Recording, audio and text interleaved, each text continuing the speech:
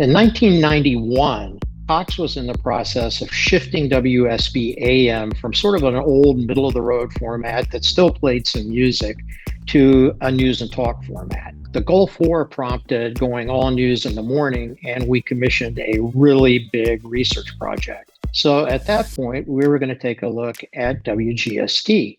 And there was a big discussion in the room about Clark Howard. And Clark was this kind of geeky guy. He had a nasally voice, and he did a show on consumer and travel.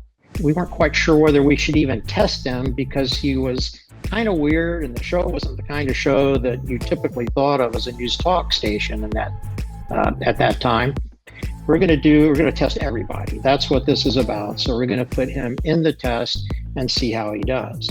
Well, 60 days later, the results come back and everybody is totally floored because ends up being the highest testing radio personality that the researchers in the room had ever seen in any research across the country. Now, he wasn't that well known because WGST at that time had a lower cume, but the people who knew him absolutely loved him. And by the way, the only other guy who tested at that level in my time at WSB was one Scott Slade. So at that point, building the station, we decided to approach Clark, and we were very lucky at that time because he wasn't being paid very much money. We had television we could offer him, so we were able to go to him and cut the deal that brought him to WSB. And from that point on, between TV, between radio, even today, 35 years later, Clark Howard is an Atlanta radio legend.